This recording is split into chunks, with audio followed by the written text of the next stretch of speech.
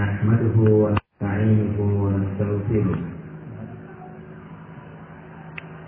ونعوذ بالله من شرور أنفسنا وسيئات أعمالنا من يهده الله فلا مضل له ومن يضلل فلا هادي له وأشهد أن لا إله إلا الله وحده لا شريك له وأشهد أن محمدا عبده ورسوله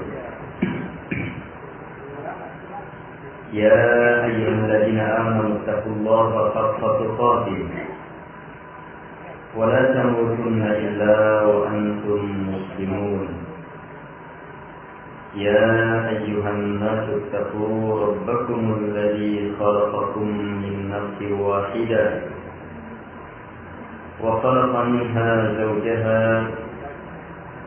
وبث منهما رجالا كثيرا ونساء واتقوا الله الذي تساءلون به والأرحام إن الله كان عليكم رقيبا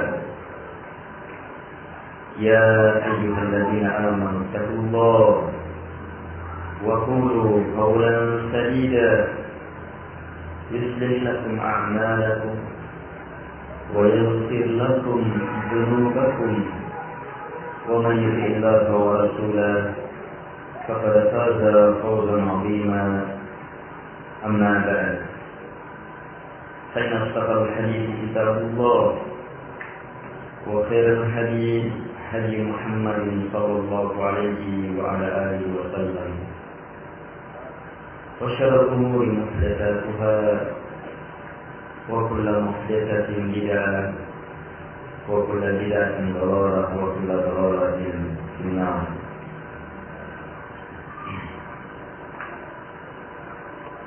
Jamaah pengajian yang dimuliakan oleh Allah Subhanahu wa Ta'ala, kita sungguh bersyukur kepada Allah Subhanahu wa Ta'ala atas berbagai nikmat yang Allah Subhanahu wa Ta'ala limpahkan kepada kita. Nikmat demi nikmat darinya sangatlah besar, tidak pernah berhenti. Karena itulah Allah Subhanahu wa Ta'ala tegaskan, wa in ta'uddu ni'matallahi la tuhsuha. Jika kalian menghitung nikmat Allah, maka pasti kalian tidak akan mampu menghilangnya. Kalian tidak akan mampu menghitungnya. Besar dan sangat besar nikmat itu.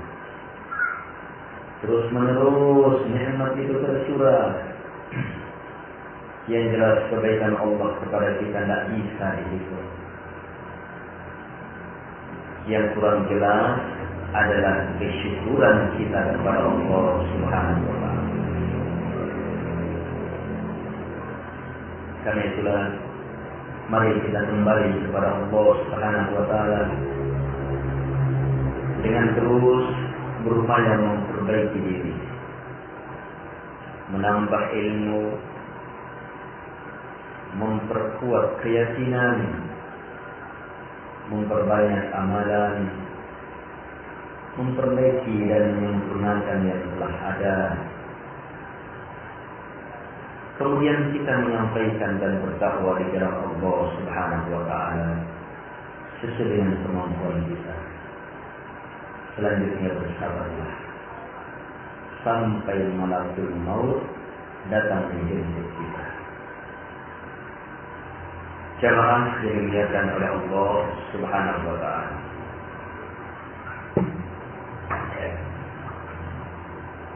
pada kesempatan ini kita akan membaca sebuah risalah, sebuah tulisan yang sangat penting dalam kehidupan kita. Berjudul Al-Usul As-Sittah. Al-Usul, pokok-pokok dasar-dasar, pondasi-pondasi yang 6.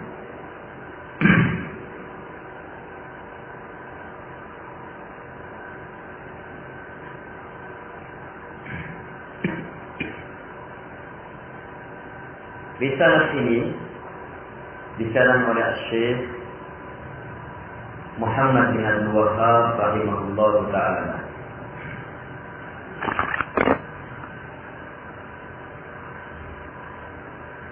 Seorang ulama yang betul-betul menginginkan kebaikan kepada umat.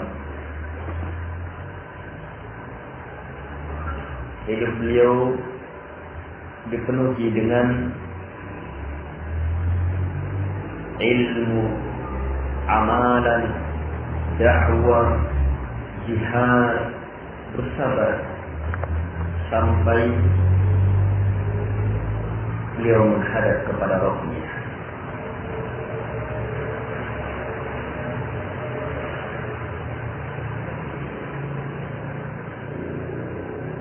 Kerajaan Arab Saudi sekarang itu sebab dari sebab dakwah Syekh Muhammad bin Abdul Wahhab. Dakwah yang menyatukan umat.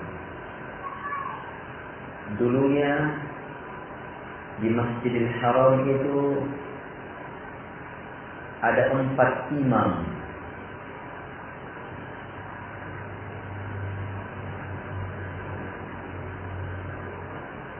Dari 4 madhab.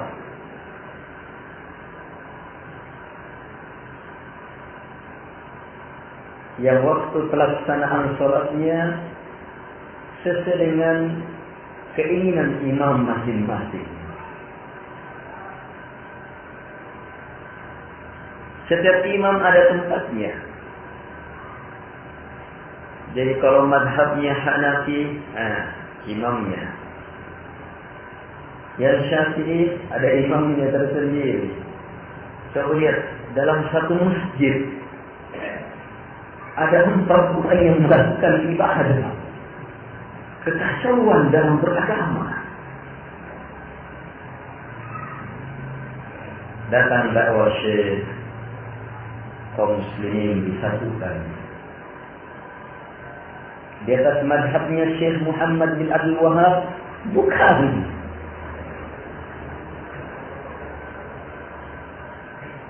Sebab dia tidak punya madhab tertentu.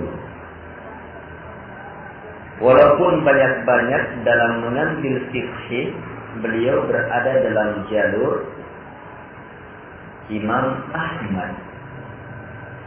Tapi madhab tertentu tidak.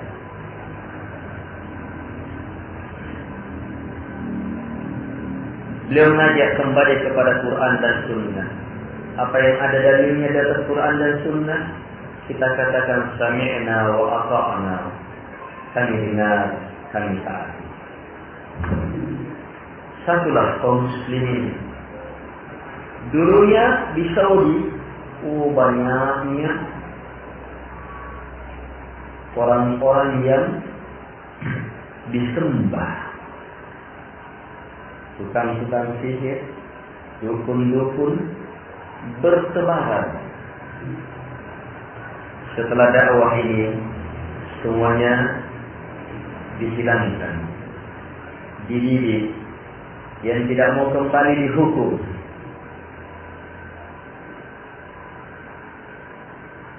Dulunya banyak sekali yang disembah.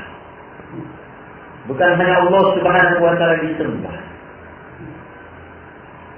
Banyak kuburan-kuburan yang dibesarkan seperti masjid.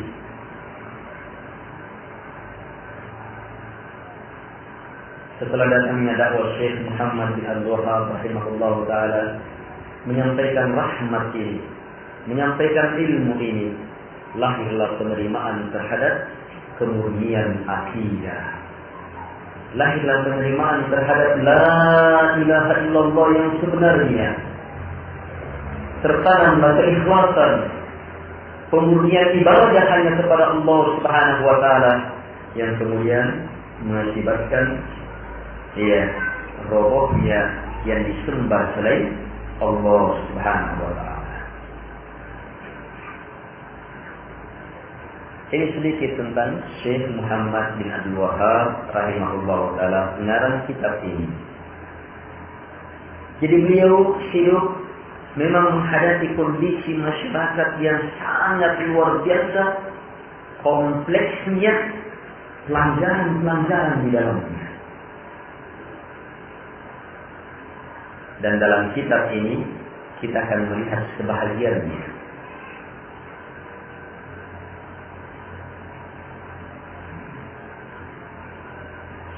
Judul yang ada di hadapan kita Al-Usul As-Sittah.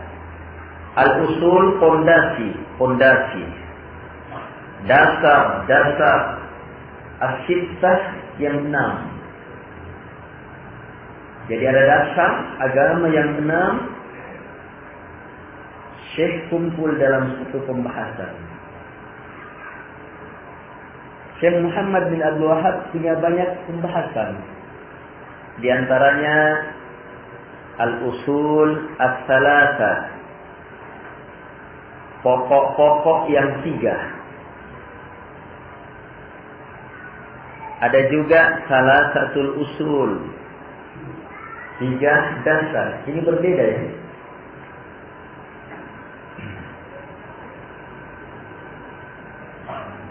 Demikian ulama-ulama lainnya membuat sarana yang semuanya kembali kepada Quran dan Sunnah. Kenapa mereka sebutkan ada 6, ada 3, ada ini? Untuk apa? Bukan untuk membatasi, tapi untuk memudahkan dalam mengajar. Yang 6 ini beliau kumpul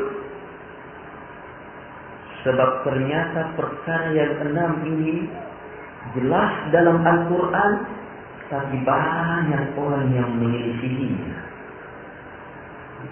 Padahal 6 ini perkara yang kapan kita salah di situ, kita akan terjatuh ke dalam jurang yang sangat luar biasa dalamnya.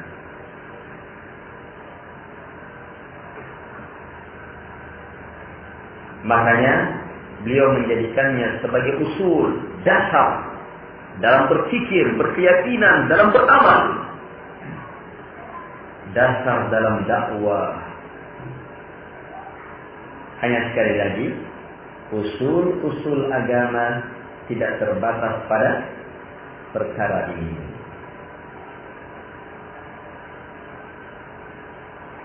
Jamaah yang dimuliakan oleh Allah Subhanahu wa taala.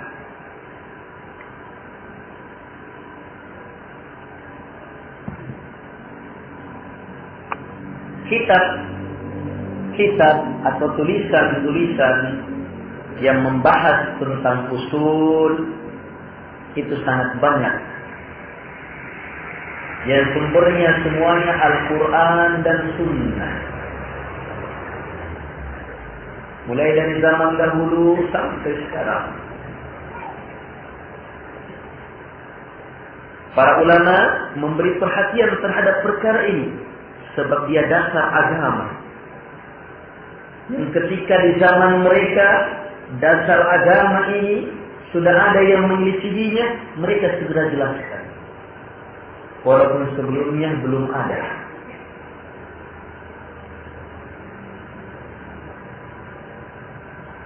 Dan ungkapan-ungkapan terhadap dasar-dasar agama ini sangat banyak. Kadang diistilahkan dengan usul seperti di sini. Kadang diungkap dengan kata akidah. Sama. Kadang dibahasakan dengan asas.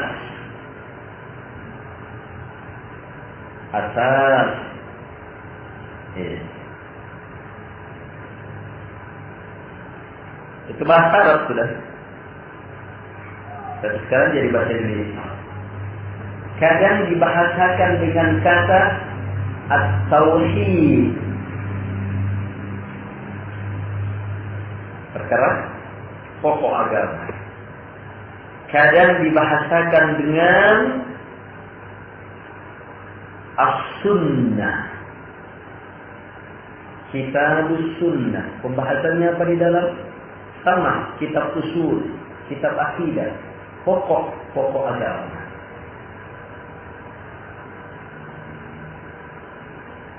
Dan kadang juga dibahasakan dengan al-fiqhul akbar. Fiqh yang paling besar. Apa hukum sholat, berwudu, takbir, rukuk, sujud, bacaannya. Ini fiqh juga. Tapi kalau perkara usul, itu fiqh yang paling besar. Kadang juga datang dalam bahasa asy-syariah. Seperti kitab syariah lil Ajuri. Pembahasannya pokok-pokok agama.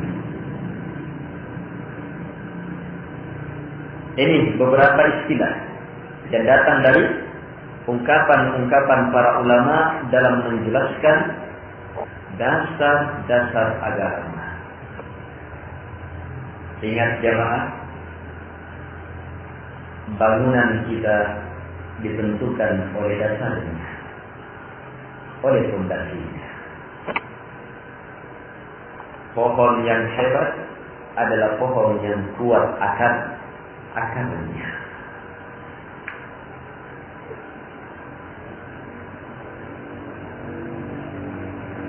Bangunan yang tinggi, megah, itu akan terlihat dari kehebatan akarnya.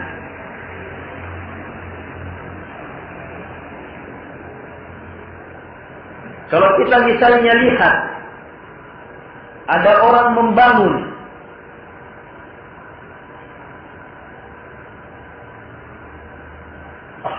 kalau membangun apa dulu dibangun? Apa langsung pasang tiang?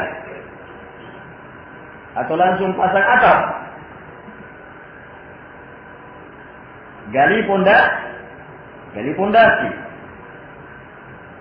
Kita lihat yang menggali buruh. Digali pondasinya 1 meter ke bawah atau setengah meter. Kita sudah bisa kira-kira, oh ini rumahnya ini tidak bertingkat. Dilihat saja pondasinya.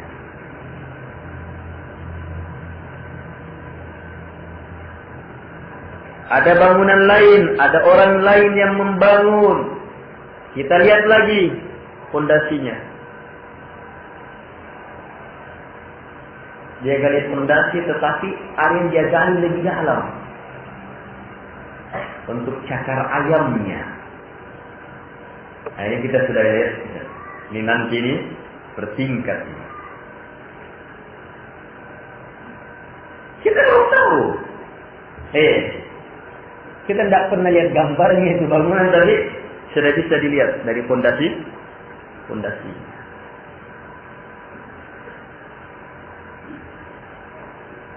Ada di tempat lain membangun.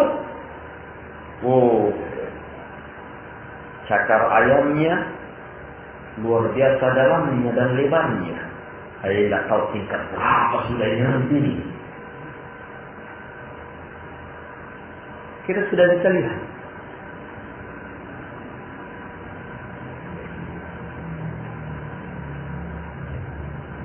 Tetapi kalau yang membangun kemudian yang menanamkan pondasi Mesir, yang kita dengar bunyi memukul-mukul. Nah, ini jangan tanyakan lagi tingkat berapa itu.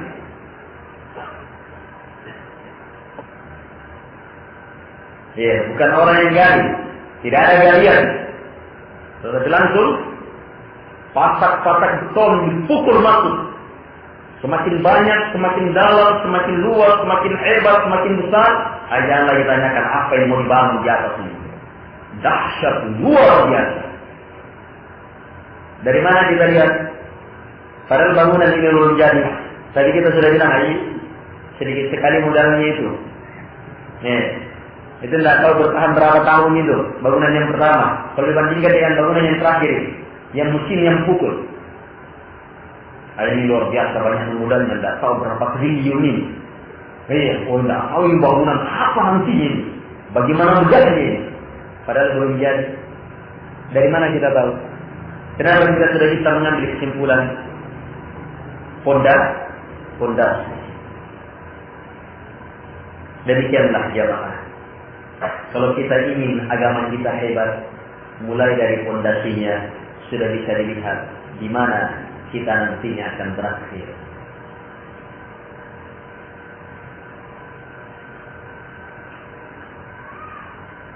Karena itulah Islam datang, turun, diajarkan oleh Rasulullah SAW itu perlahan-lahan.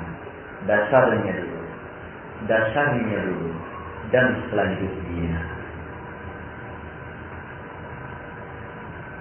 Jamaah yang dimuliakan oleh Allah Subhanahu wa taala. Dan juga perkara yang berhubungan dengan dasar agama adalah perkara yang sangat menentukan amalan-amalan kita. Apa artinya sholat kalau ternyata dasarnya rapuh? Apakah sholat diterima kalau seseorang masih melakukan kesyirikan yang menggugurkan amalan? Dasarnya. Kalau kita terburu-buru membangun, memasang atap dan semuanya jadi sementara datangnya rapuh, maka lambat atau cepat ketika bencana menimpa, bangunan ini akan roboh. Untung kalau penghuni bangunan masih sempat lari keluar. Kemudian menyadari sambil gigit tangan, salah memantau bangunan. Untung kalau sempat seperti itu. Tapi kalau bersamaan dengan robohnya bangunan, dia juga tertanam di situ. Sia-sia hidup jamaah. Sampai capeknya orang beramal, berusaha, tapi ternyata lenyap. Seperti inilah amalan-amalan yang disebutkan dalam Al-Quran, seperti debu yang berterbangan, lenyap, seperti fata morgana. Bangunan seperti ini, kata Nabi, kata Allah Subhanahu wa taala, seperti pohon yang tidak mempunyai akar yang kuat. Begitu angin datang, maka dia akan roboh. Padahal berapa puluh tahun ini ditunggu. Di saat kita kira sudah mau panen raya, ternyata roboh raya. Raya juga, tapi hancur raya. Bukan panen besar, gagal besar. Bangunan pelan-pelan dalam beragama, tetapi pasti langkahnya jelas, pasak-pasak bangunan kita dengan kekuatan niat, dasar yang kuat, kita terus melangkah dan melangkah. Maka jamaah, innamal a'malu binniyat wa innama likulli imri'in ma nawa, mengantar kita kepada maksud. Semua amalan itu ditentukan oleh niatnya, dan setiap orang hanyalah akan memperoleh bahagiannya disesuaikan dengan niatnya. Kalau ada orang yang belajar agama, dia belajar agama ini untuk membersihkan kebodohannya, dan sekaligus untuk membersihkan kebodohan yang ada di tengah masyarakatnya. Ini niatnya dia belajar. Tetapi dia baru membaca Al-Quran sedikit-sedikit, tapi niatnya jangan tanyakan. Tertanam kuat ini. Saya harus belajar, saya harus bersihkan diri saya dari kebodohan. Saya harus bisa pahamkan saudara-saudara saya, masyarakat saya, kerabat-kerabat saya akan agama ini. Dia belajar dan sudah melangkah. Kalau misalnya anak ini meninggal, maka niatnya telah mengantar kepada maksud. Innamal a'malu binniyat wa innama likulli imri'in ma nawa. Kalau misalnya kita berniat membangun masjid yang besar, dengan keadaan masyarakat sekelilingnya menghadiri masjid, anak-anaknya belajar Quran, semuanya memakai busana muslimah, setiap sholat 5 waktu menghadiri masjid, sholat subuhnya sudah sama dengan sholat Jumatnya. Ini yang kita, ini keinginan kita, dan kita sudah melangkah dengan langkah yang benar, dasar yang benar. Maka jamaah, kalau ditakdirkan meninggal, niat yang tetap tertanam ini mengantar kepada maksud. Disinilah hebatnya kalau orang punya fondasi. Jamaah yang dimuliakan oleh Allah Subhanahu wa taala. Karena itulah kitab-kitab yang membahas tentang fondasi ini sangat luar biasa. Dia menentukan amalan dan sekaligus menentukan amalan dari sisi hebatnya amalan dan sekaligus diterima tidaknya amalan. Dia menentukan amalan diterima atau tidak, dan sekaligus menentukan amalan ini seberapa besar yang akan dia peroleh. Ini akidah, ini usul, ini pokok agama. Sesuatu yang tertanam kuat di dalam hati, yang tidak bisa tergeser oleh gelombang fitnah, badai, bencana apapun yang menimpa agamanya. Karena itulah jamaah, kadang kita lihat orang rajin sekali sholat, tapi tiba-tiba jauh. Kenapa? Fondasinya rapuh. Kadang kita lihat orang rajin sekali pengajian, tapi tiba-tiba terjadi fitnah, terjadi cobaan, terjadi goncangan, hilang di tengah jalan. Fondasi rapuh.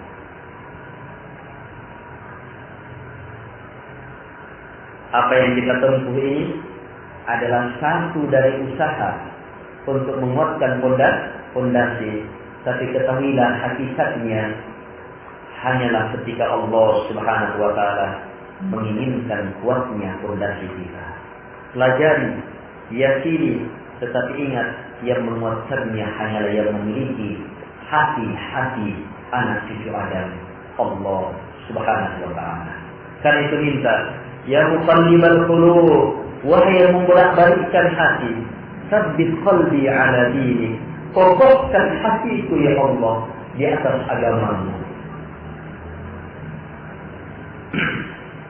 Kita baca kitab yang sangat kita perlukan kandungannya supaya semakin menguatkan fondasi kita dalam beragama. Berkata Syekh Muhammad bin Abdul Wahhab rahimahullah ta'ala,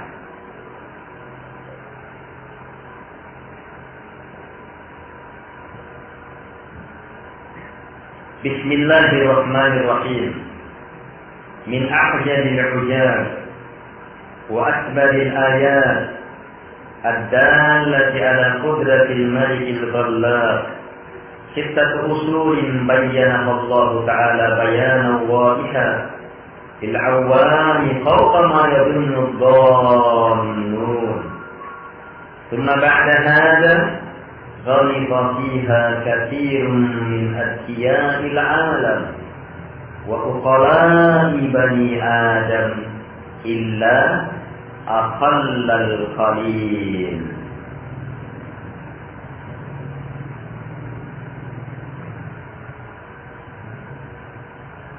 Jamaah yang dimuliakan oleh Allah Subhanahu wa taala.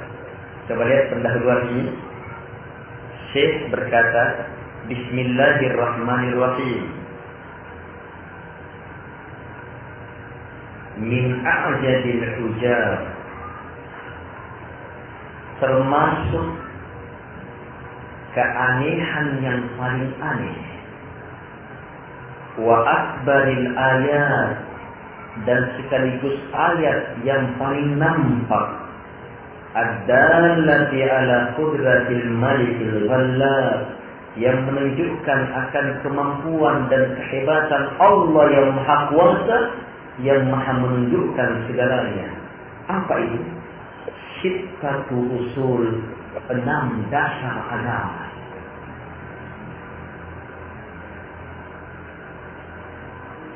Sebelum kita lanjut, kita bisa paham bahwa Syekh memahamkan kepada kita 6 dasar agama ini akan mengungkap keanehan yang paling aneh.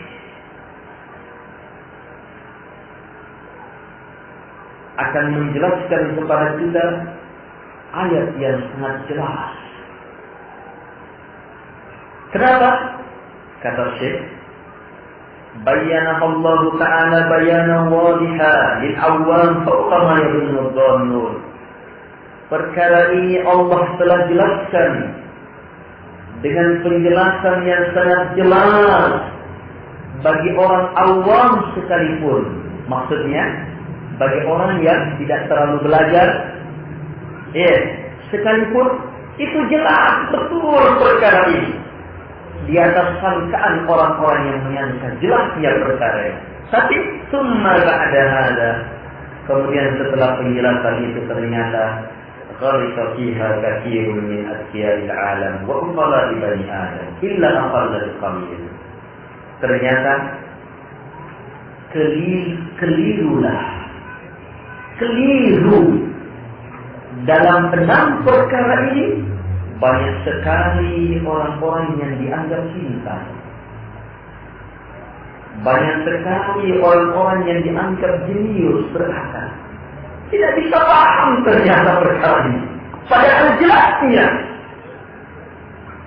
Kecuali kata beliau, aqallal qalil, sedikit dari yang sedikit.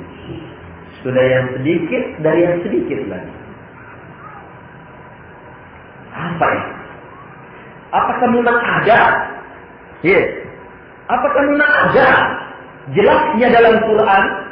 Tidak terlalu berpikir orang memahaminya. Jelaskanlah jelasnya, banyaknya penjelasan di dalamnya. Tapi kenapa ada orang yang paling jenius tidak bisa paham? Apakah memang ada?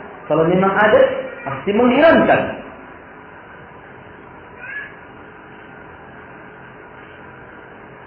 Yang jelas, saya sudah ungkap 6 perkara ini, keanehan yang paling aneh.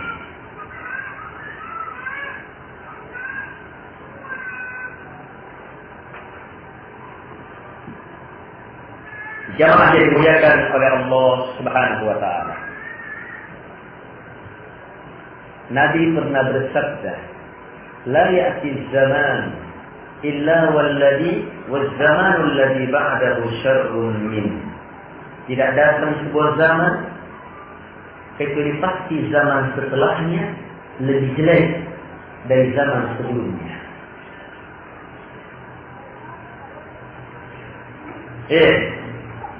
Kecuali zaman setelahnya lebih jelek dari zaman sebelumnya. Dari sini sudah bisa ada gambaran. Jadi memungkinkan jelas di zaman Nabi, ayatnya jelas, tapi zaman selanjutnya kemudian kabur, orang kurang paham. Dan Nabi SAW bersabda, "Bada al-Islamu ghariba, wa sayaudu ghariba, faquba lil ghuraba." Islam diawali dalam keadaan aneh. Islam di zamannya Nabi serukan Islam itu aneh.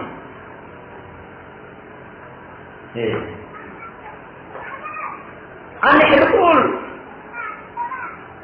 Padahal Nabi menyerukan Islam sama dengan seruannya Nabi Ibrahim, Nabi Ismail. Dari sinilah orang-orang musyrikin Quraisy ambil agama. Sama dengan seruannya Nabi Ibrahim, Nabi Ishaq. Dari sinilah orang Yahudi, orang Nasara mengambil agama. Nabi seru mereka supaya menyatakan la ilaha illallah. Tapi kenapa mereka menganggapnya aneh? Tidak mau menerimanya. Islam diawali dalam keadaan aneh. Dan kata Nabi, wa sayaudu ghariba, dan akan kembali menjadi aneh. Akan kembali nanti. Di akhir zaman akan kembali menjadi aneh.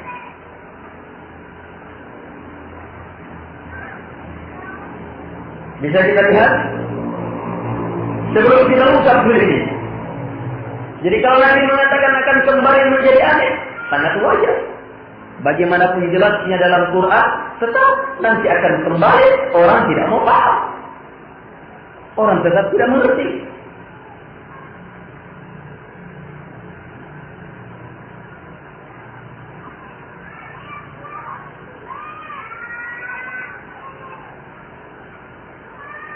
Coba perhatikan sholat 5 waktu. Sholat 5 waktu kira-kira ada yang namanya kaum muslimin tidak tahu. Sholat 5 waktu.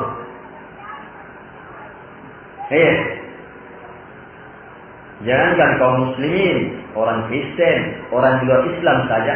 Oh, kalau sholat itu Islam itu. Mereka tahu 5 kali itu Islam itu. Itu ilmu yang umum sudah. Tapi bersamaan dengan itu, bagaimana orang yang sholat? Semua kaum muslimin sholat 5 waktu?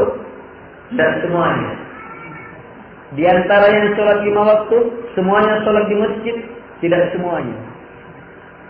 Terus di antara yang sholat di masjid? Bisa konsisten sholat di masjid terus-terus? Dan semuanya. Di antara yang terus-terus sholat di masjid, itu kira-kira kalau berjalan dari rumahnya pergi ke masjid, bagaimana perasaannya? Pakai sarung, pakai songkok, atau yang pakai jubah, pakaian yang baik datang ke masjid.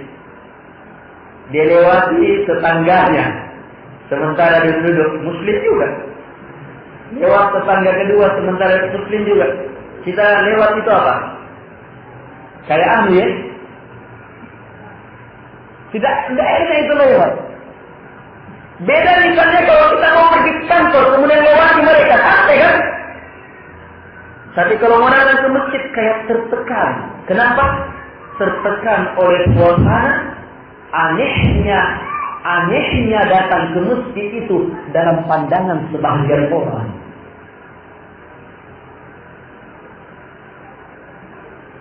Padahal ini semuanya tahu bahwa itu jelas-jelas Islam. Apalagi kalau memang sudah kabur ilmunya.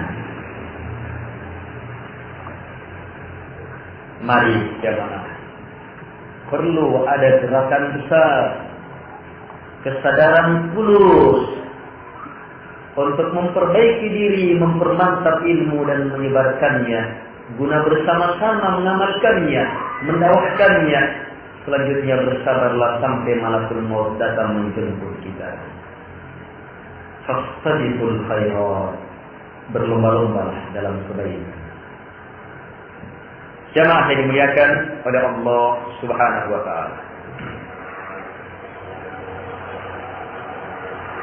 Jadi tidak heran kalau Syekh bilang jelas perkara dalam Quran dijelaskan, tadi kemudian orang yang berakal saja itu tidak paham. Sebab yang lihat-lihat itu kadang profesor, doktor. Tingginya belajarnya. Sementara kita yang SD-nya saja tidak tamat bisa datang ke masjid sholat. Yang profesor, doktor lihat-lihat saja, kita tidak enak lihat-lihat. Masa orang tinggi sekolahnya tidak datang ke masjid? Masa saya datang ke masjid? Akhirnya bingung juga.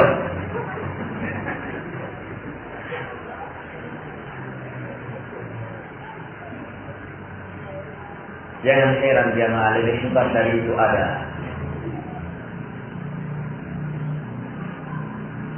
Jemaah yang dimuliakan oleh Allah Subhanahu wa taala.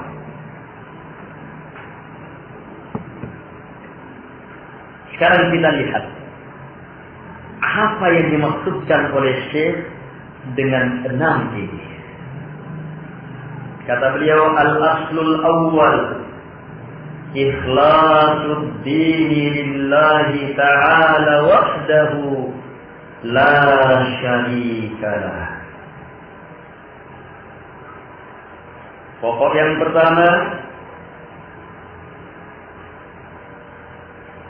mengikhlaskan agama hanya untuk Allah semata, tanpa ada sekutu di dalamnya.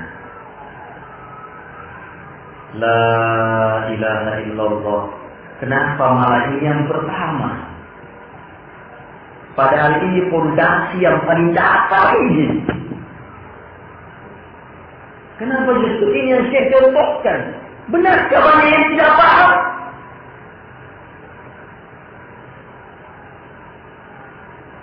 Kita lihat. Wa bayanu riddihi alladhi huwa syirku billah, dan penjelasan lawannya yaitu syirik kepada Allah Subhanahu wa taala. Jadi yang pertama ini kandungannya dua. Jadi ada pokok agama, dasar agama, sesuatu yang jelas dalam Quran dan Sunnah, tapi banyak orang tidak paham tentang ikhlas dan syirik.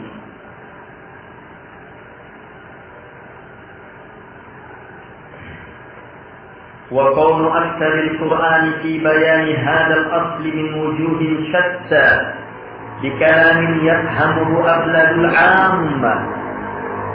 Yang mana kata beliau,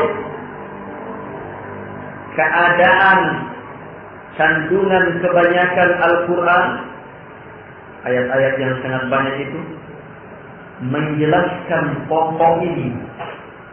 Wajibnya ikhlas, memurnikan ibadah kepada Allah, tidak bolehnya syirik.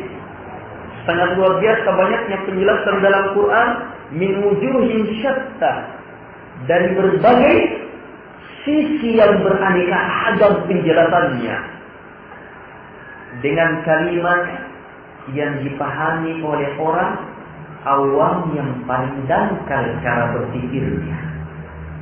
Bisa dipahami. Jelas sekali ayat itu. Sampai sekarang ayat itu jelas. Tapi kenapa ada yang tidak paham? Yang tidak paham itu lagi bertitel dengan titel agama.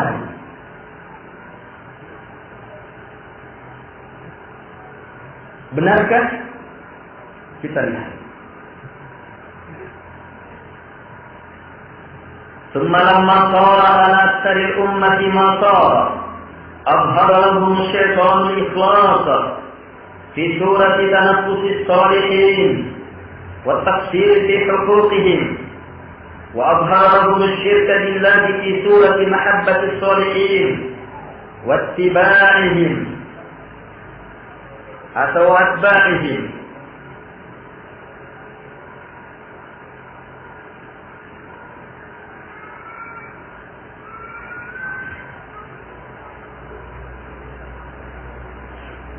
Kemudian kata beliau, tak kala terjadi apa yang terjadi pada umat ini, generasi demi generasi berganti, terjadi pengkaburan ilmu, terjadi pelanggaran-pelanggaran, terjadi syirik kecil, terbiasa, kemudian syirik besar, terbiasa semakin banyak, sampai apa? Syaitan pun mampu menampakkan ikhlas itu dalam pandangan orang adalah mencela orang-orang soleh. Benarkah? Sebentar, sangat jelas sebentar. Itu pun sudah jelas sekarang. Syaitan mampu menampakkan ajaran ikhlas itu adalah ajaran yang mencela orang-orang soleh. ajaran yang merendahkan haknya orang-orang soleh. Sebaliknya, syaitan nampakkan kesyirikan itu sebagai bentuk cinta terhadap orang soleh, sebagai bentuk cinta terhadap orang soleh dan para pengikut mereka. Bisa dipahami?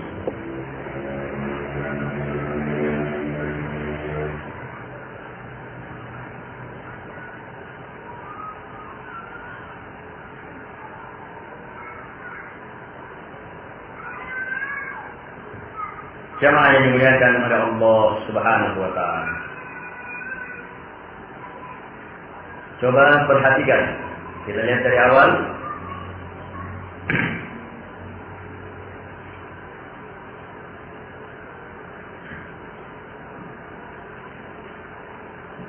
Kata beliau, pokok yang pertama itu mengikhlaskan agama hanya untuk Allah semata, tak ada sekutu baginya.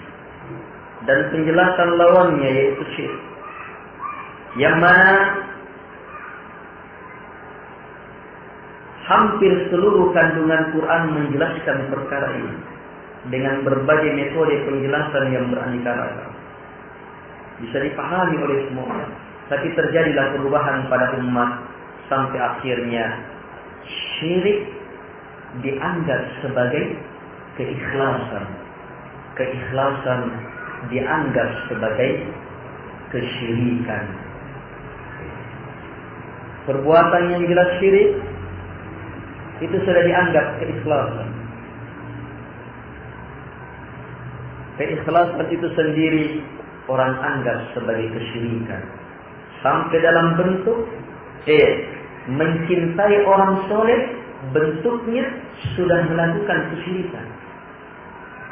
Orang jelas-jelas melakukan kesyirikan di kuburannya orang soleh, tapi orang yang melakukannya bilang ini kecintaan kepada orang soleh. Syaitan berhasil sudah gambarkan seperti itu. Dan orang yang melarang perbuatan itu akan dianggap sebagai orang-orang yang memusuhi orang-orang soleh.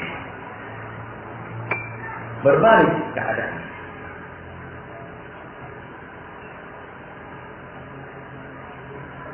Jelas ini? Atau kurang jelas? Perlu kita jelaskan? Baik. Ikhlas, penjelasan tentang ikhlas. Ini penjelasan paling kacau di dunia.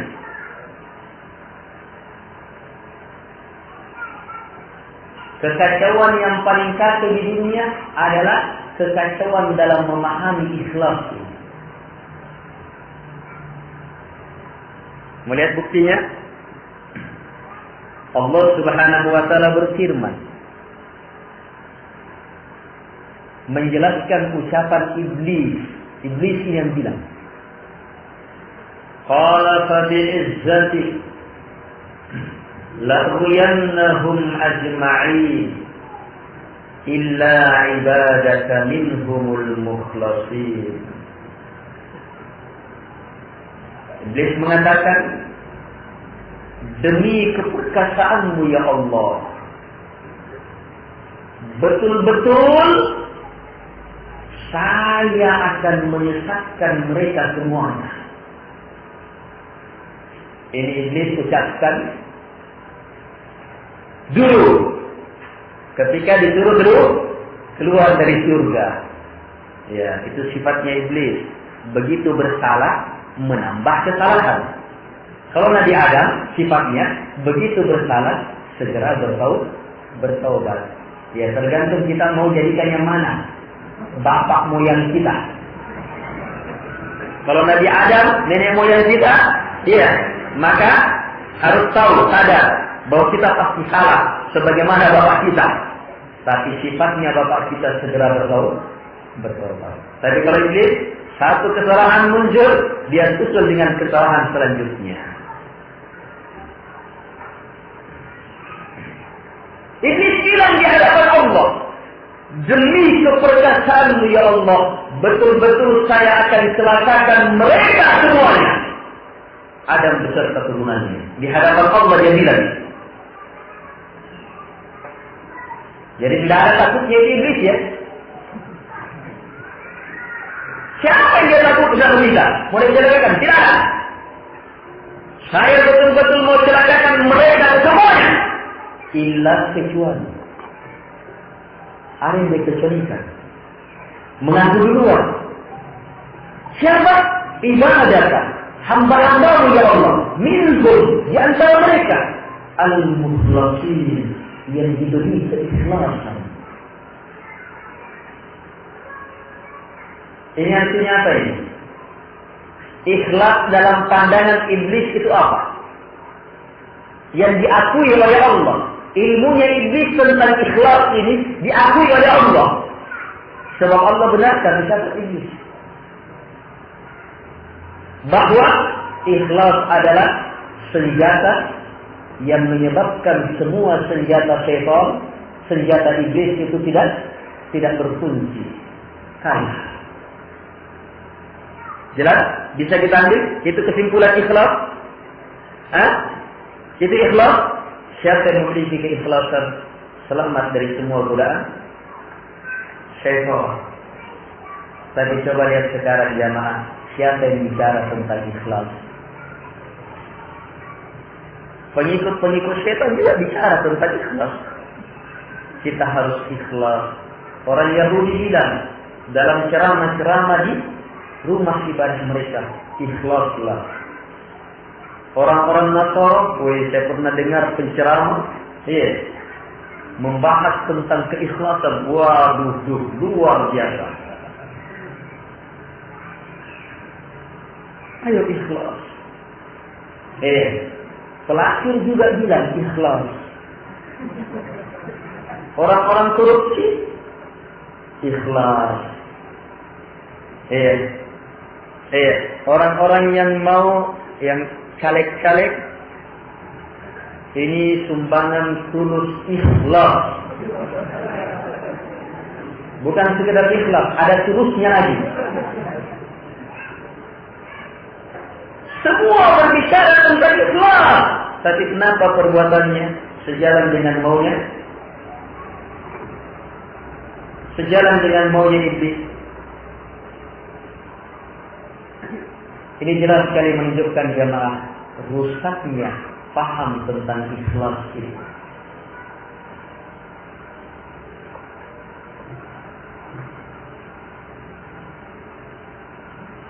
Jelas? Hanya Syekh tidak bahas ikhlas secara menyeluruh. Secara menyeluruh itu tadi itu pembahasannya.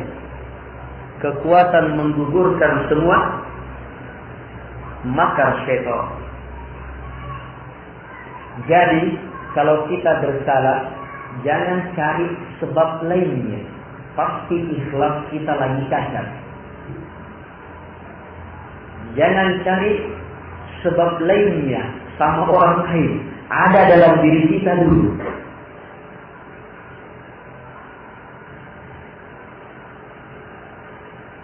Ini ilmu besar. Hebatnya itu keikhlasan. Jelasnya itu penjelasannya. Itu satu ayat itu.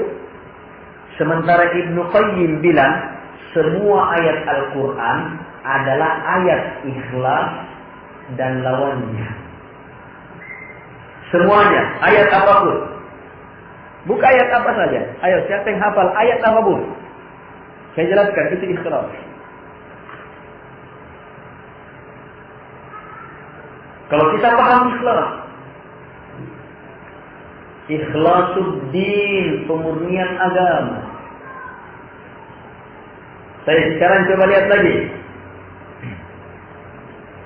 Kita kasih kesimpulan besar agar supaya jelas bahwa memang betul-betul ya jelasnya itu pembahasan ikhlas dalam Al-Quran.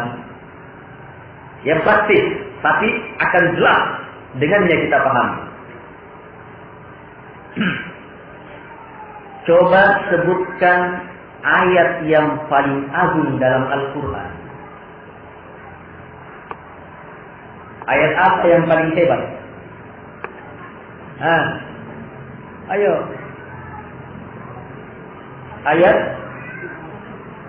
Ayat, bukan surah. Ayat kursi. Ini ayat yang paling agung. Ada sahabat ahli Quran namanya Ka'ab bin Malik, Ubay bin Ka'ab radhiyallahu anhu. Sahabat ahli Quran. Ditanya sama Nabi. Nabi tidak beritahu jawabannya dulu.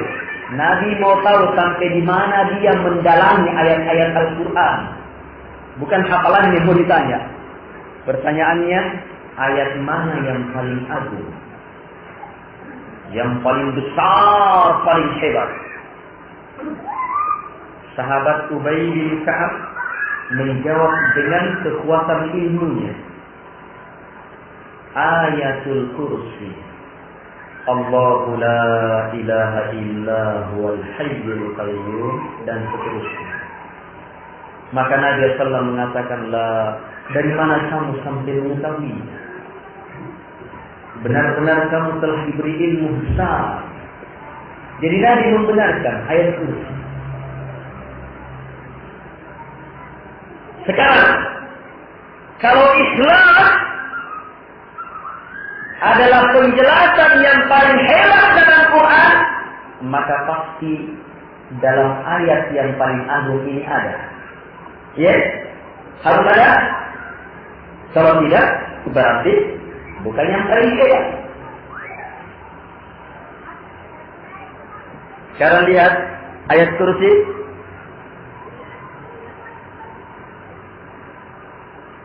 Apa bunyi ayat kursi? Ada tidak kata Islam di situ? Tidak ada kata Islam di situ di ayat kursi. Berarti tidak ada hubungannya. Jangan terburu-buru. Saya tanya, apa kalimatul ikhlas? Kalau saya tanya, sebutkan kalimatul ikhlas. Jawabannya, la ilaha illallah. Ini kalimatul ikhlas. La ilaha, tidak ada yang berhak disembah illallah kecuali hanya Allah. Ternyata dalam ayat kursi, ilmu pertama adalah ini. Ayat kursi jamaah menjadi ayat yang paling hebat sebab dia adalah ayat yang paling hebat dalam menjelaskan sifat-sifat dan hak-haknya Allah. Coba lihat kata pertama dalam ayat kursi. Allah adalah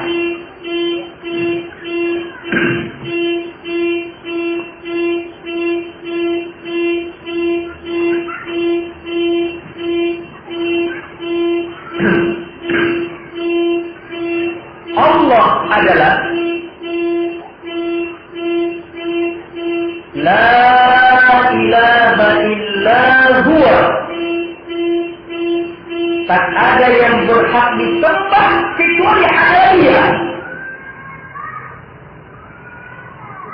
Allahu la ilaha illa huwa al-hayyul qayyum la ta'khudhuhu sinatun wa la nawm, dan seterusnya. Coba ya jamaah, ayat yang menjelaskan tentang sifatnya Allah. Ternyata ilmu pertama tentang Allah dalam ayat ini adalah Allah itu la ilaha illa huwa. Tidak ada yang berhak disembah kecuali hanya Dia. Berarti keikhlasan ilmu pertamanya,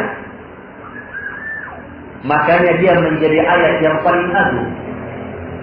Sebab ilmu pertama dalam mengenal Allah dalam ayat ini adalah mengikhlaskan penghambaan hanya kepadanya.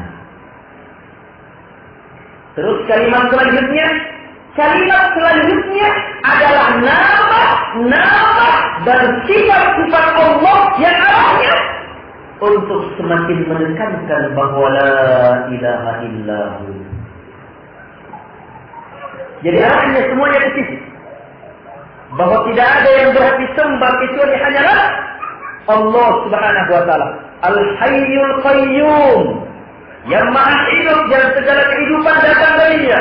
Al-Qayyum, yang maha berdiri sendiri, yang tidak perlu sama siapapun juga, tapi semuanya sangat memerlukannya. Kalau kita yakin Allah Al-Hayyul Qayyum, maka akan mantap kita mengatakan bahwa la ilaha illallah, tidak ada yang berhak disembah kecuali hanyalah Dia. La ta'khudhuhu sinatun wa la naum, dan seterusnya. Itu ilmunya kemana? Kalau kita yakin, kita akan semakin yakin bahwa tidak ada yang berhak disembah kecuali hanyalah Allah Subhanahu wa taala. Coba lihat metode pengajaran keikhlasan melalui ayat yang paling agung ini. Hebat, luar biasa. Makanya syaitan bagaimanapun hebatnya, ketika diperhadapkan dengan ayat kursi, langit. Benar.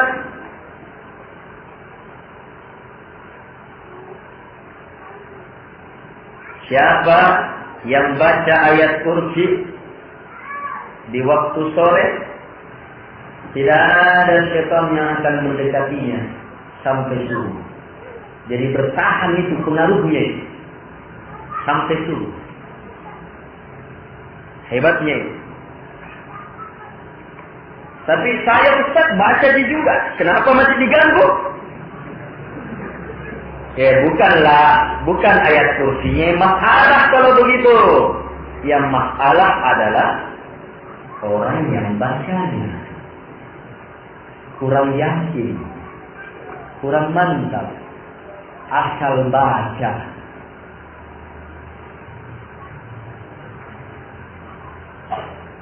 Jemaah yang dimuliakan oleh Allah Subhanahu wa taala. Yang jelas syaitan sendiri bilang kepada sahabat Abu Hurairah,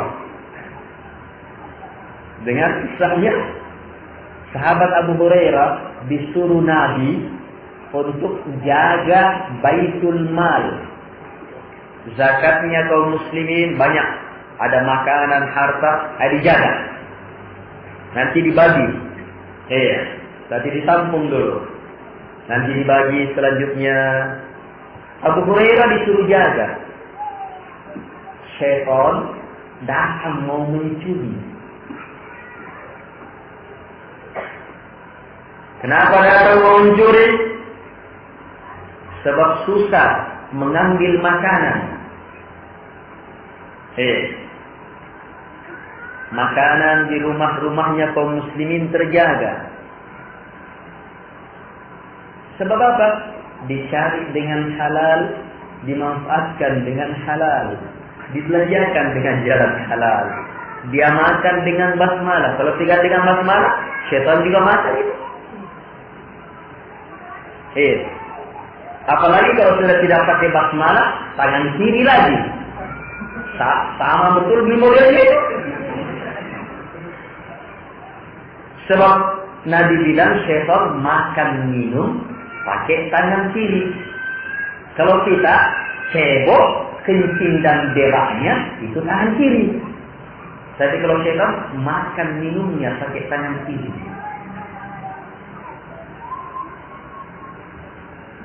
Syaitan ambil bahagian di situ. Tapi di zamannya Nabi susah. Berhasil dakwah, orang tidak mau makan yang haram. Yang bertumpah-tumpah juga tetap dijaga. Kalau tidak bisa dimakan oleh manusia, hewan, jadi tetap termanfaatkan semuanya. Sulit sekali. Kalaupun ada yang lolos, sedikit. Makanya banyak syaitan yang kelaparan. Berusaha mencuri. Berhasil masuk, ambil. Tapi penjagaan ketat. Didapat sama Abu Hurairah radhiyallahu anhu. Tertangkap. Mau dilapor kepada Nabi, luar biasa takutnya. Jangan-jangan saya sumpah tidak datang lagi. saya orang miskin, begini. Pokoknya Abu Hurairah, sahabat Nabi SAW, adalah orang-orang yang penuh kasih. Tidak tega. Sudah. Sebab Abu Hurairah belum tahu siapa yang datang ini. Yang jelas mau ngambil makanan tanpa izin, ditangkap. Tapi dia mengaku saya orang miskin, kasihan, pokoknya saya berjanji tidak akan datang lagi. Bersumpah lagi. Ya sudah, kalau sudah namanya Allah yang dipakai. Dibiarkan. Malam selanjutnya, ternyata datang lagi. Berarti dusta. Ini mulai tidak ada. Tetapi sekarang, sumpahnya didobol-dobol. Abu Hurairah luluh lagi. Tapi Nabi tahu peristiwanya. Nabi Abu Hurairah lapor gini,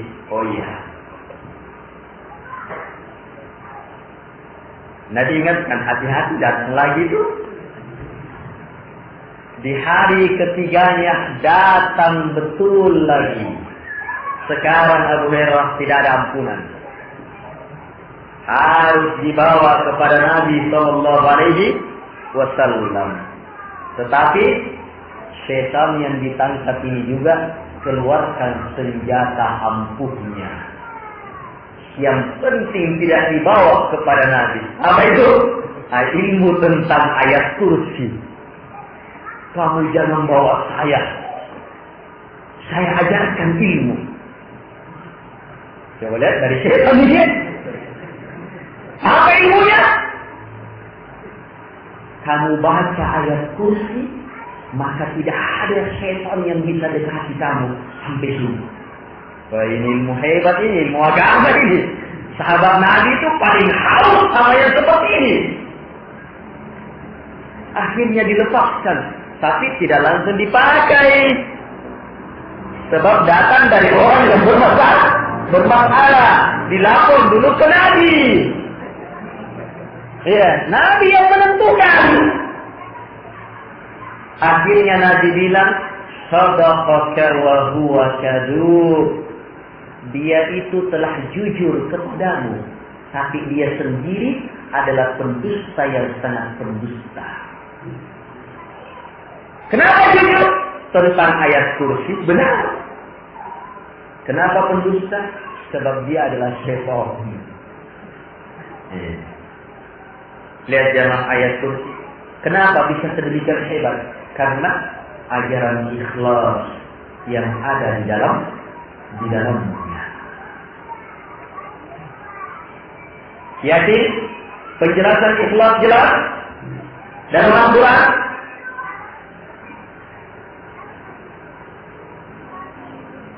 Baik, kita tidak memperpanjang. Sekarang itu tadi ayat yang paling agung. Sekarang surah yang paling afdal, paling hebat dalam Quran. Surah apa?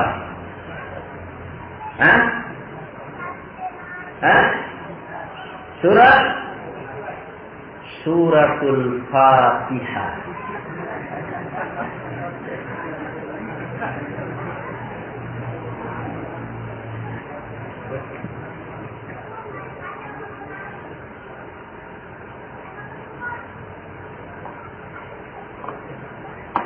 Ada sahabat Nabi, kalau saya tidak salah, sahabat Ubay bin Ka'ab lagi yang ahli Quran, atau sahabat Abu Hurairah.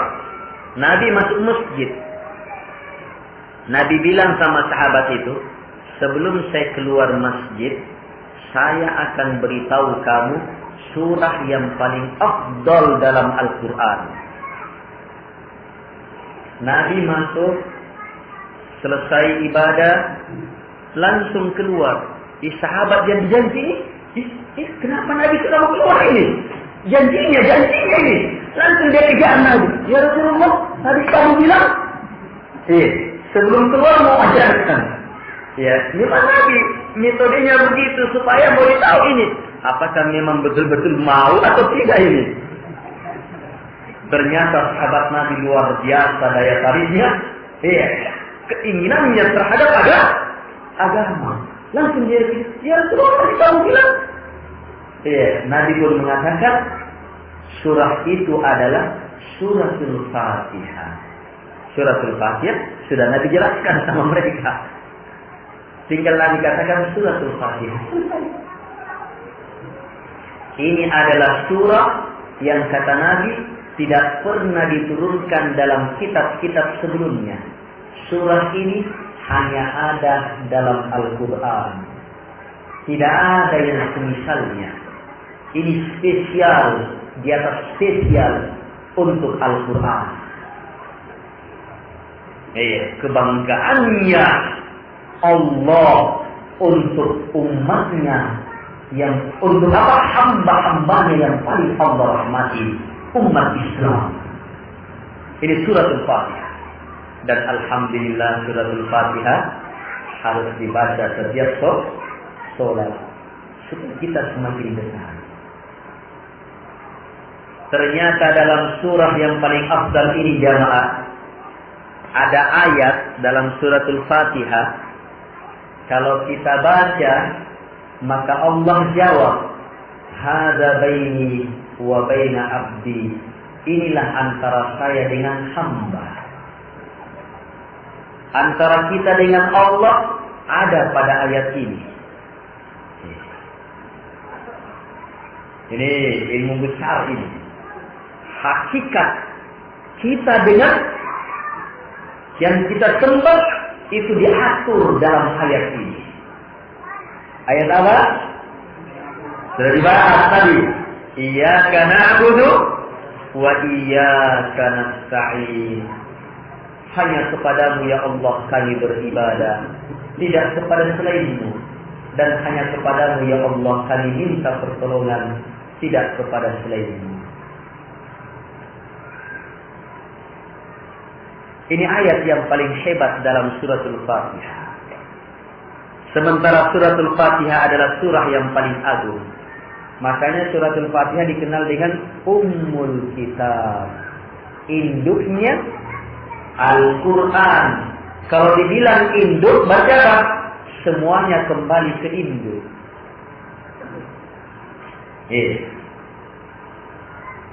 Dan ini, kalau kita paham ini, lahir metode besar, metode hebat dalam memahami Al-Quran. Nanti kita paham suratul Baqarah kalau kita tahu kemana larinya pada suratul Fatihah. Harus hubungannya ke situ. Kalau belum, berarti masih perlu belajar terus.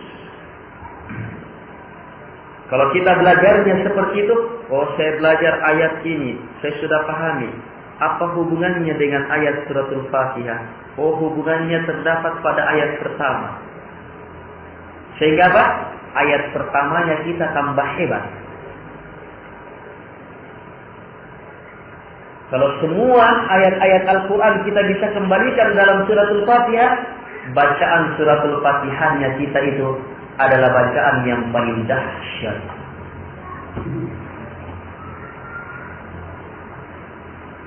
Ini luar biasa.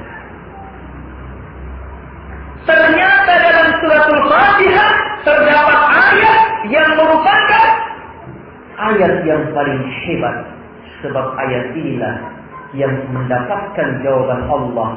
Inilah antara saya dengan hamba. Iyyaka na'budu wa iyyaka nasta'in. Yang kandungannya keikhlasan dalam beribadah. Iyyaka na'budu, hanya kepadamu kami beribadah, tidak kepada selainmu. Iyyaka artinya kepada engkau. Na'budu, kami beribadah. Dalam bahasa Arab, kepada engkau itu asalnya di belakang. Kata kerja dulu di depan. Kami beribadah kepada engkau. Ini asal susunannya. Kalau dalam bahasa Arab, saya makan roti. Tapi kalau rotinya dulu yang kita sebut, itu keluar dari asalnya. Keluar dari aturan asalnya. ketika dikeluarkan dari aturan asalnya, maka lahir maksud tertentu, melahirkan makna yang lebih dalam, yaitu apa? Pengkhususan. Karena itulah iyyaka na'budu artinya bukan kepada engkau kami beribadah. Bukan ini artinya. Artinya sekarang hanya kepada engkau kami beribadah, tidak kepada selain engkau. Itulah ikhlas. Sebab ikhlas itu apa? Pemurnian. Ibadah hanya kepada Allah, selain Allah tidak. Kalau ada orang yang beribadah kepada Allah di masjid, kemudian di kuburan juga khusyuk. Ada orang begitu. Di masjid, ya Allah, ya Allah. Terus pergi ke kuburan, khusyuk juga meminta ke penghuni kubur. Ini apa? Musyrik. Menduakan ibadah. Tidak ada gunanya iyyaka na'budu dia baca. Sebab dusta. Jujur.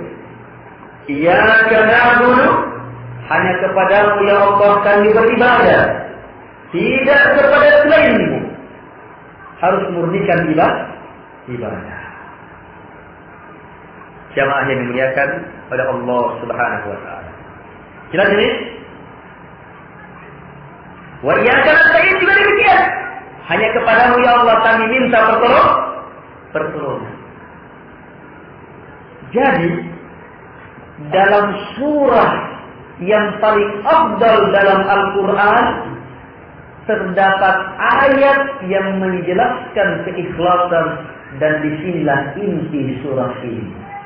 Makanya para ulama mengatakan semua kandungan Al-Quran, sebagian ulama mengatakan semua kandungan Al-Quran kembali kepada ayat iyyaka na'budu wa iyyaka nasta'in. Kenapa?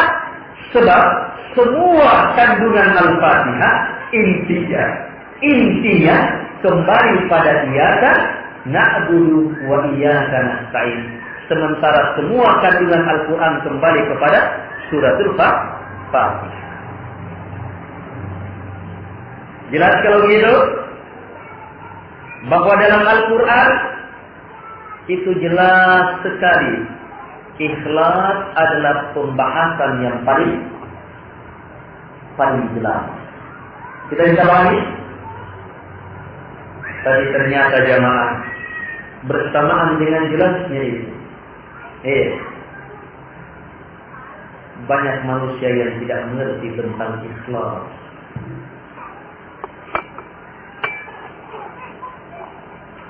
Coba lihat, la ilaha illahu. Tidak ada ilah. Apa arti ilah? Yang disembah, yang diibadahi.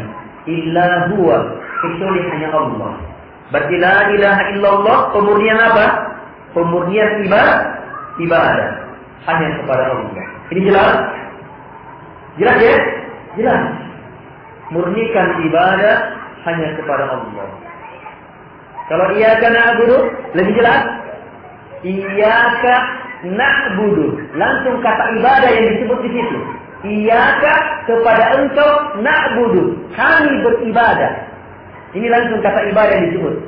Na'budu, kami beribadah. Hanya kepada engkau kami beribadah, tidak kepada selain engkau. Jelas? Jelasnya ini keikhlasan ibadah. Tapi coba lihat jamaah, apa yang dilakukan di kuburan orang-orang soleh. Beribadah atau tidak? Kalau belum jelas, berarti memang benar yang Syekh sebutkan. Ternyata orang yang hadir pengajian saja masih pusing. Apalagi yang memang malas sholat. Jelas? Hah? Jelas? Orang yang datang ke kuburan. Siapa kuburannya? Siapa yang bahasa didatangi di sini rame-rame? Oh di gua, Syekh Yusuf. Ada kuburannya Imam Lapio. Ada kuburannya Datuk di Jiro, Bulukumba. Di Barumbung. Dan banyak lagi jemaah. Ketika orang datang ke kuburan orang-orang yang dimuliakan ini. Apa yang dia datang? Dia datang apa? Minimal berdoa, minta sesuatu kepadanya. Padahal doa itu jelas ibadah. Nabi sampai bilang, ad-du'a'u huwal ibadah. Doa itu adalah ibadah itu sendiri. Allah berfirman, fala tad'u ma'allahi ahada. Jangan sekali-sekali kalian berdoa bersama Allah kepada siapapun juga. Yang lebih hebat lagi, orang pergi haji. Ramainya itu pergi ke kuburannya Nabi. Makanya polisi jaga di situ. Kalau mulai ada yang mengelus-ngelus, barakakna. Langsung dipukul itu. Haram.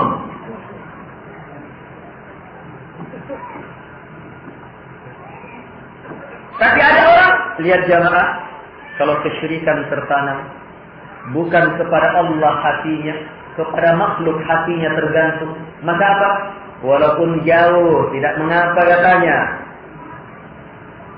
Nasi terik belai kuburannya Nabi. Dia lihat dari jauh. Oh, sudah menghadap kuburannya Nabi. Baru kemudian tafakkur. Nanti tembus katanya. Ini doanya langsung kepada Nabi. Ibadah doa adalah ibadah besar. Berdoa kepada Nabi adalah kesyirikan akbar. Gugur semua ibadah, bukan hanya hajinya. Jelas sekali ini. Jelas sekali ya, karena aku hanya kepada-Mu yang Allah beribadah. Termasuk ibadah doa. Semua ibadah jelas sekali. La ilaha illallah. Tidak ada yang berarti semua ibadah yang kecuali Allah Subhanahu wa taala. Tapi kenapa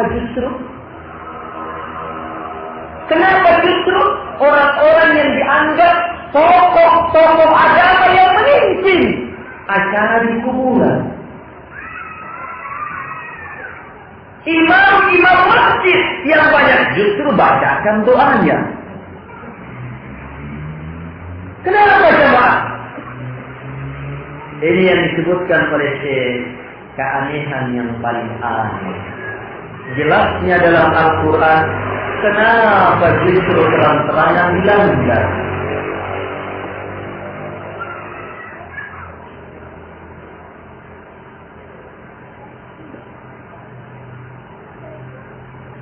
Kalau orang larang, maka dibilang apa?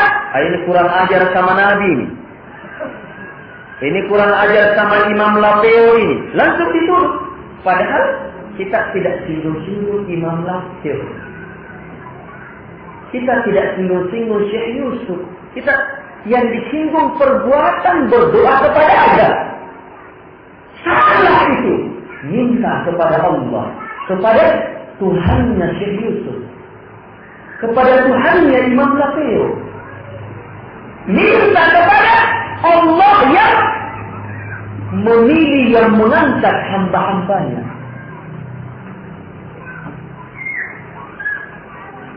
Ayat yang disebutkan oleh Syekh, syaitan berhasil menampakkan kesyirikan itu berada dalam bentuk cinta terhadap orang soleh. Berdoa ke kuburan mereka. Apa dalam hati mereka? Ini kan cinta. Bukti cinta saya kepada mereka. Begitu sudah syaitan gambarkan. Kalau orang larang, tidak mau sudah, tidak cinta terhadap orang soleh. Salah besar. Jamaah yang dimuliakan oleh Allah Subhanahu wa taala. Kemudian perhatikan, syaitan dalam menampakkan kesyirikan itu modelnya sangat banyak. Sangat banyak. Kalau orang sudah belajar tentang syirik, luar biasa. Sangat banyak. Syaitan menampakkan kesyirikan. Kadang dinampakkan dengan maksud membela agama. Iya, pakai itu supaya kebal kok. Maksudnya apa? Kita mau berperang ini membela agama. Syaitan suruh dia syirik dengan maksud membela agama. Kadang dengan maksud berbakti kepada kedua orang tua. Apalagi benar bicara nih setan. Apalagi kalau setan sudah bicara, ada orang kemasukan. Menggelepar-gelepar kemudian bicara. Sinasian nenek-nenekmu. Saya ini nenek kamu. Kalian semua anak-anak durhaka. Tidak pernah lagi datang ke kuburanku. Coba lihat, padahal tidak mungkin. Orang yang meninggal muncul lagi. Sebab mereka sudah berada di alam barzakh. Barzakh itu benteng. Terus yang datang itu siapa? Syaitan yang menyerupai mereka supaya merubah keyakinan kita. Lawan marah besar saya ini. Supaya saya tenang-tenang, nak. Datang ke kuburanku, bendemo. Kambing saja. Datanglah ke sana, disembelih, selesai. Tidak ada lagi orang kemasukan. Tetapi apa? Syaitan sudah berhasil musyrikkan orang. Tapi atas nama apa? Atas nama bakti kepada kedua orang tua. Dan semua orang tahu bakti sama orang tua itu baik. Tapi syaitan selimuti. Ilmu sihir. Ilmu syaitan diajarkan, tetapi dituliskan juga ayat-ayat Quran di situ. Supaya orang lihat ada juga di ayat Qurannya. Walaupun ayat Quran yang ditulis sudah terbalik-balik. Baca ini, pakai ini. Kalau kamu pakai, kamu tidak akan dilihat di saat sweeping. Dengan tulis kepolisian. Lolos. Kalau ada pencuri, kamu tidak akan dilihat. Ini apa? Orang diajak syirik dengan bacaan-bacaan Islam. Tapi atas nama kebaikan.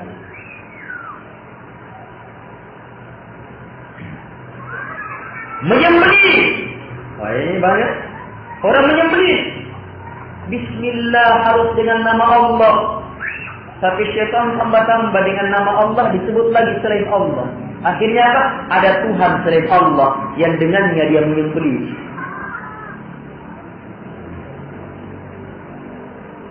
Dan banyak lagi ya. Model-model ini. Ada juga kesyirikan dalam bentuk ini parah betul ini. Itu apa? Saribatan wanne. Apa itu? Buaya. Sebenarnya mau jadi saudara buaya.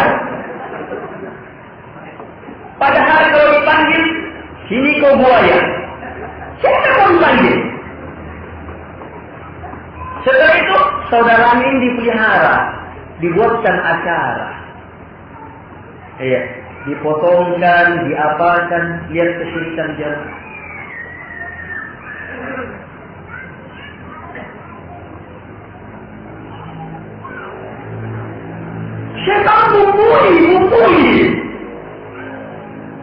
banyak sekali bacaan-bacaan. Apalagi kalau yang ajar itu kiai juga.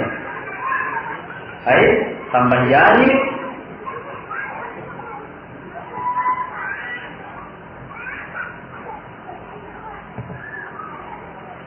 Ada orang saya belum pernah ketemu, tapi sering telepon. Orang ini penipu kelas kakap.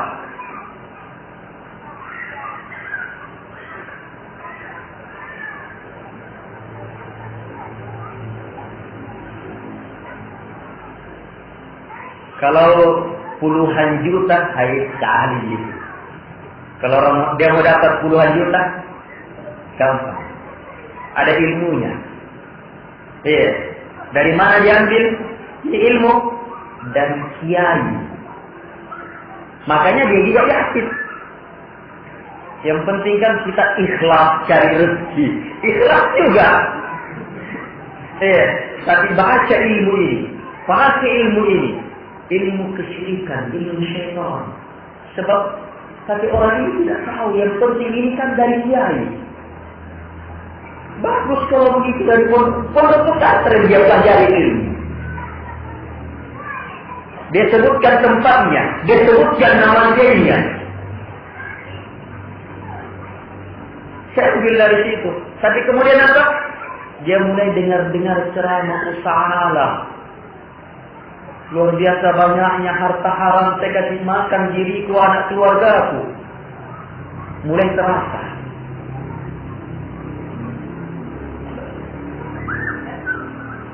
Tetapi sudah jadi buronan. Lari berpindah. Namanya saja, waktu dia telepon saya namanya ini. Saya mau tobat. Dia tidak beritahu namanya yang asli. Tapi jujur, dia mau tobat. Katanya saya sudah datangi yang ini. Semuanya mungkin dinasihati, nasihatnya tidak. Kita nasihati melalui telepon, sampaikan hadis Nabi sallallahu. Dia menangis betul di telepon. Akhirnya dia bilang, saya juga minta maaf ini Ustaz, nama saya sebenarnya juga tadi salah itu. Dan dia bilang, baru sekarang saya beritahu nama asli saya Ustaz. Istrinya saja tidak tahu. Sebab apa? Ini orang dicari. Dia orang Sulawesi, turunan Andi. Andi nama pertamanya.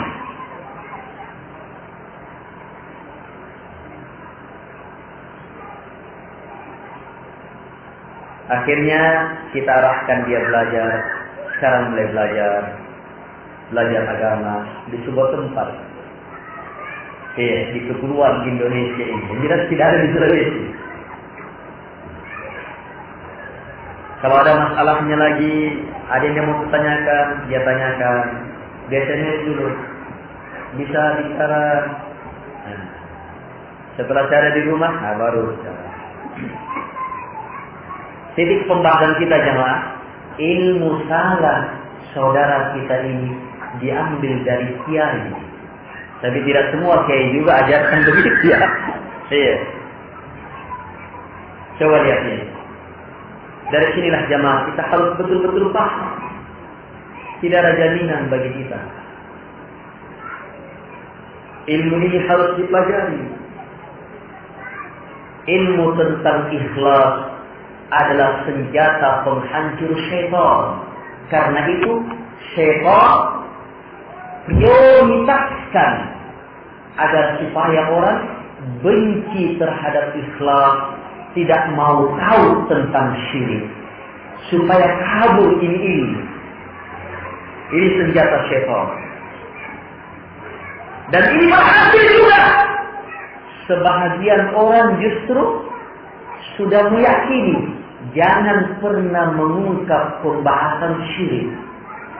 Itu sudah termakan propaganda syaitan.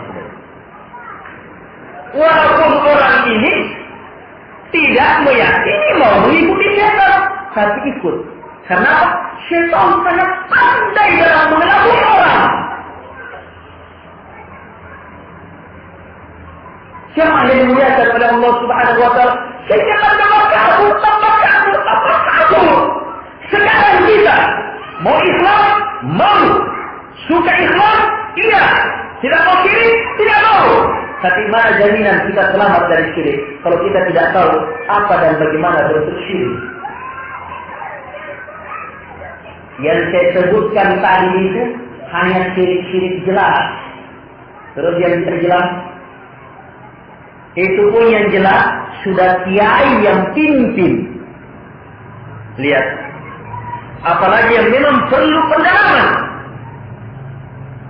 Di antara bentuk kesyirikan kata Nabi, ada yang seperti langkah semut hitam di atas batu yang keras di tengah gelap gulita.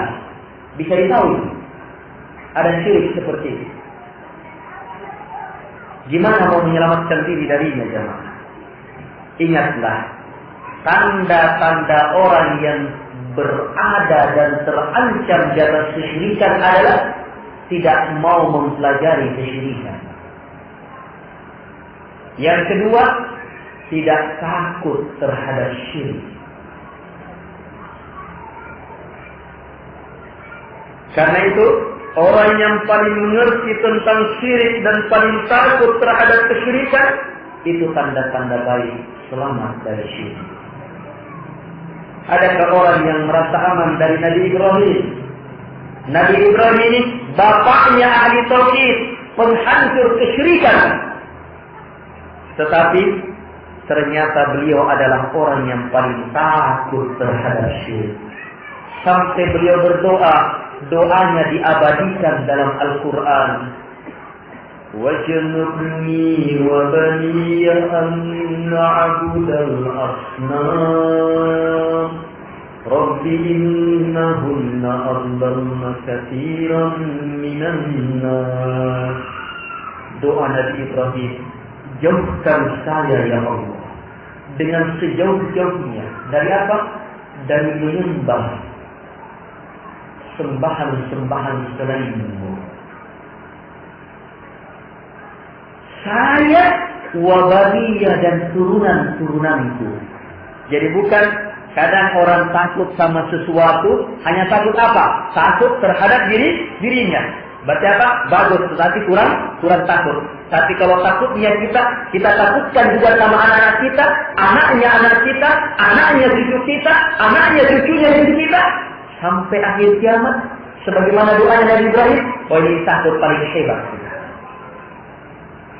Nabi Ibrahim minta kepada Allah supaya beliau dijauhkan dari menyembah selain Allah. Padahal beliau adalah hamba Allah yang paling jauh dari kesyirikan.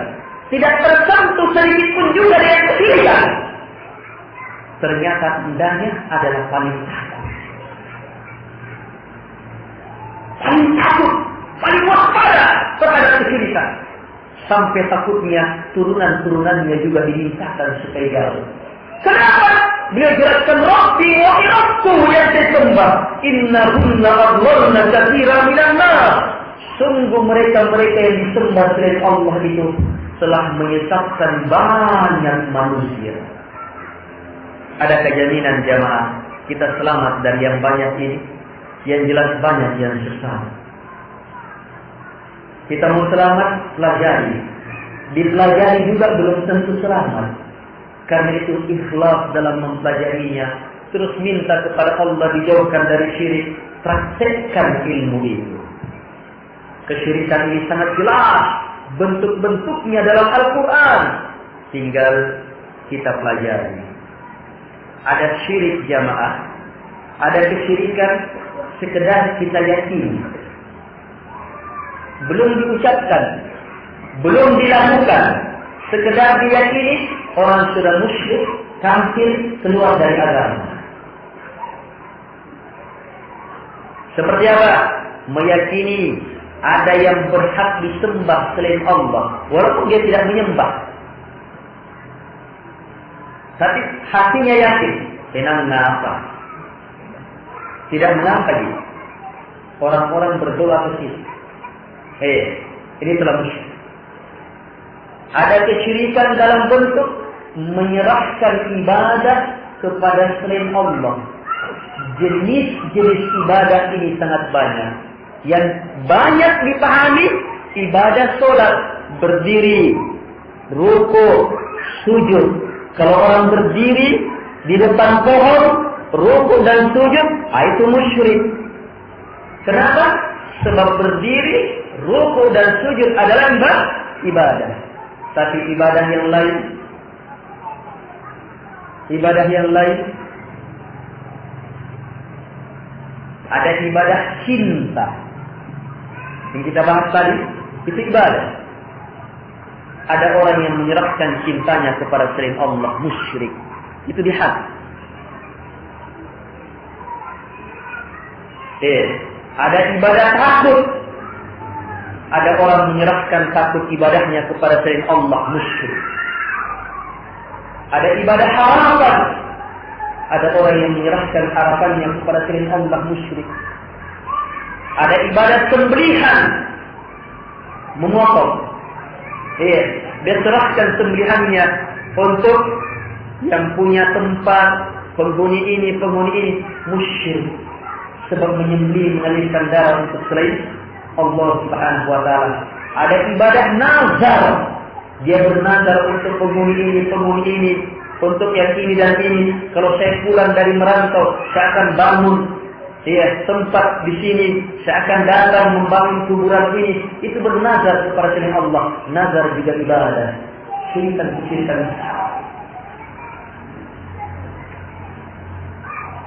Jamaah yang dimuliakan oleh Allah Subhanahu wa ta'ala, ada ibadah isti'anah, minta tolong, wa iyyaka nasta'in, dan hanya kepadamu ya Allah kami minta tolong.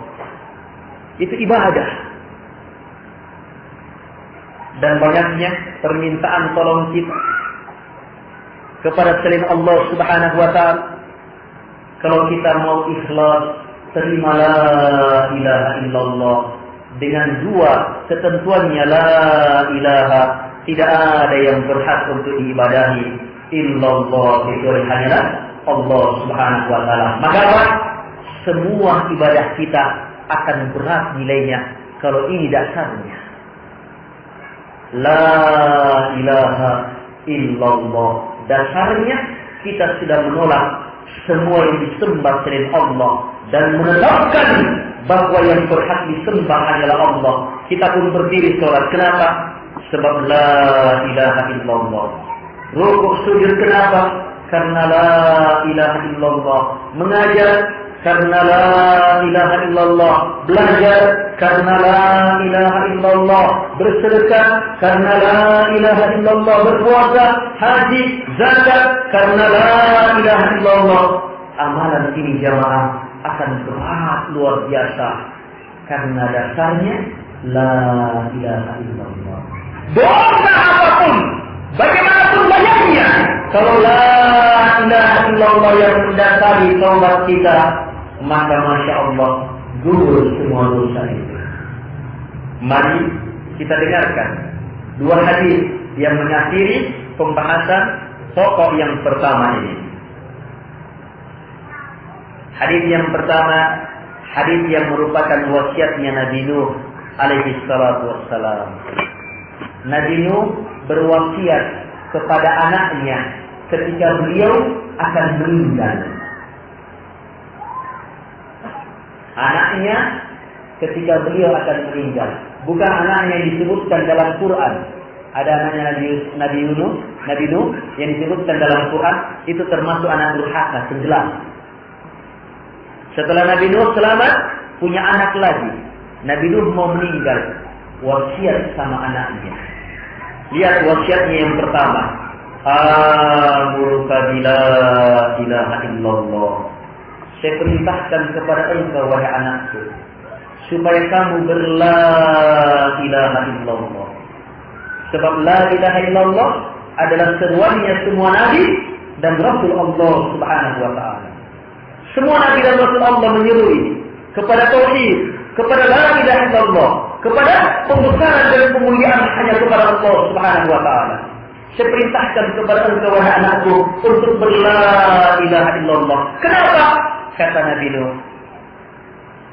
"Lau anna as-samawati as-sab'a wal ardina as-sab'a wudi'at fi kiffah wa la ilaha illallah fi kiffah la rajahat bihinna la ilaha illallah."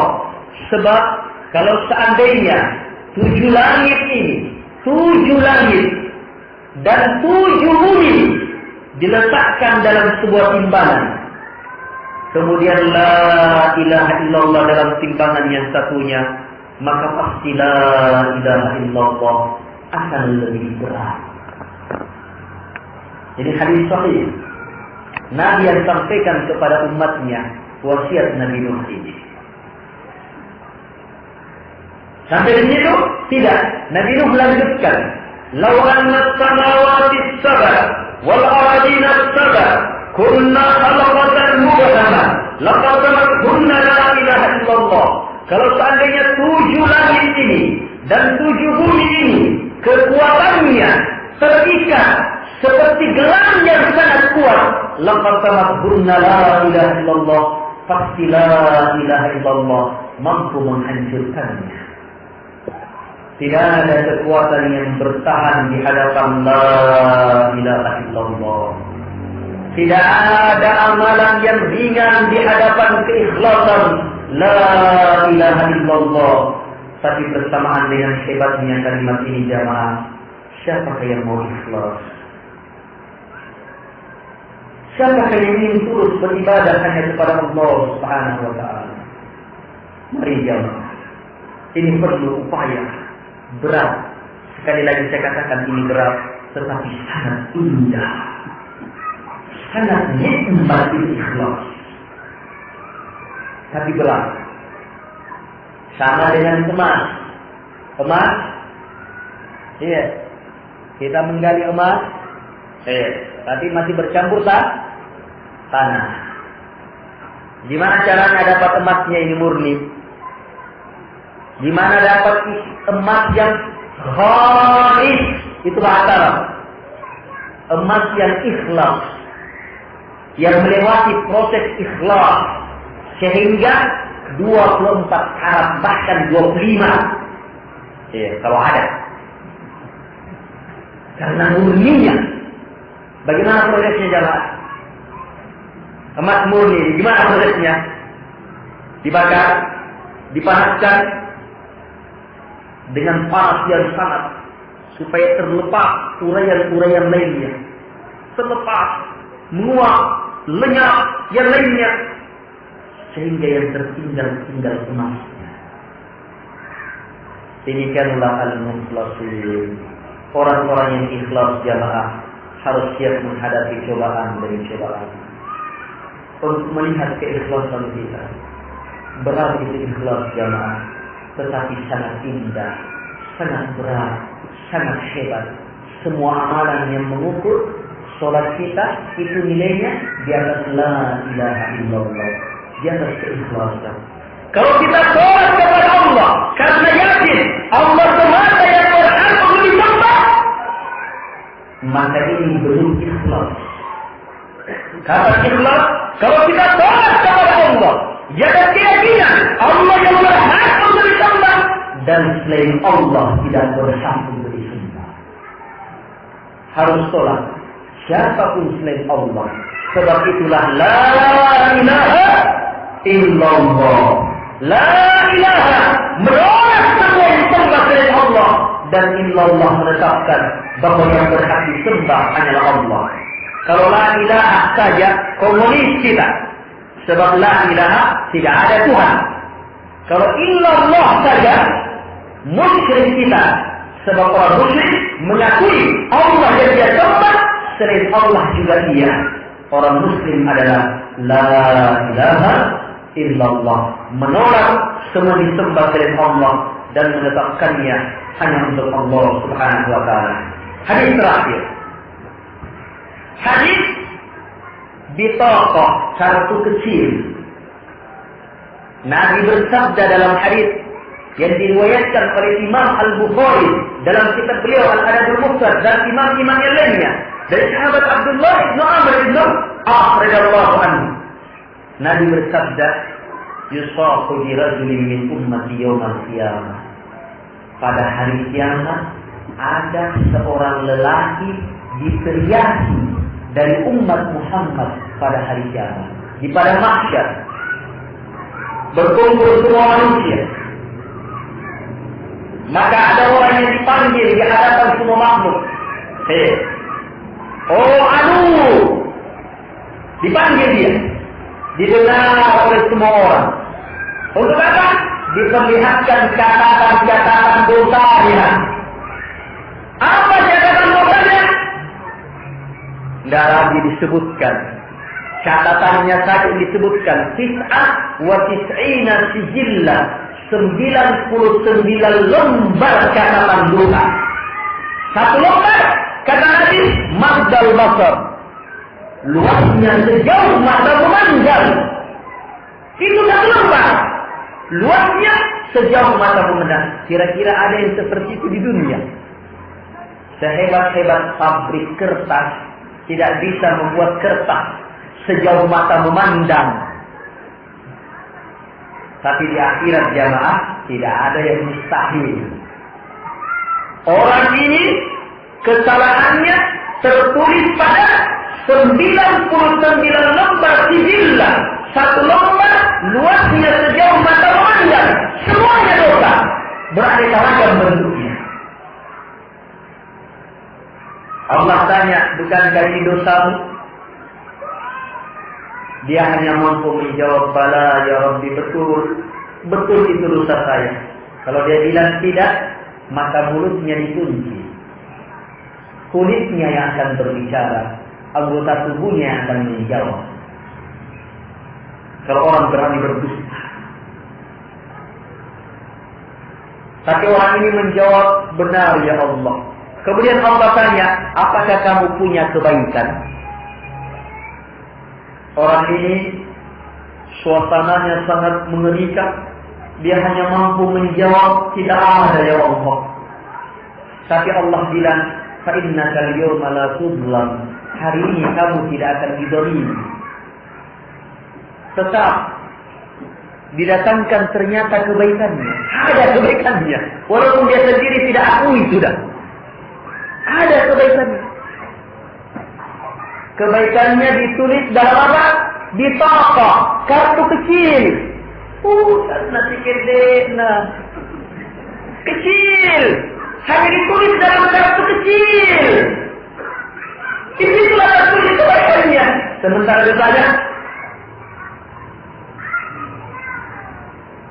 Akhirnya dia bilang apa? Ya Allah, untuk apa amalan itu? Malu-malu juga. Tetapi Allah mengatakan, fa innakal yawma la tudlam.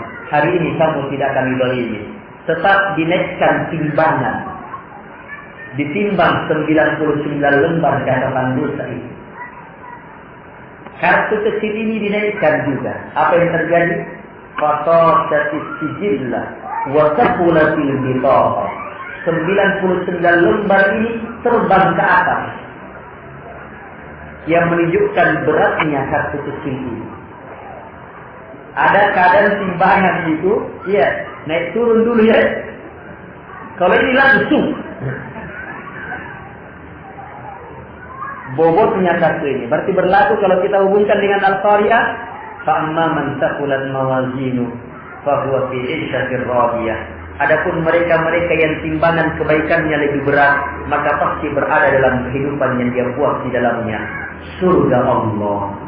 Ini artinya jamaah, orang ini sudah selamat dari belenggu dosa. Masuk ke dalam surga Allah. Sebab catatan kebaikannya lebih berat. Amalan apa yang tertulis dalam kartu itu? Saking hebatnya mampu menghapus semua dosa itu. Di dalamnya tertulis, Asyhadu an la ilaha illallah wa asyhadu anna Muhammadar Rasulullah. saya telah bersaksi bahwa tidak ada yang berhak disembah kecuali hanyalah Allah, dan saya bersaksi bahwa Nabi Muhammad adalah hamba dan rasul Allah. Ini jamaah amalan orang ini yang dengannya gugur semua dosa-dosanya.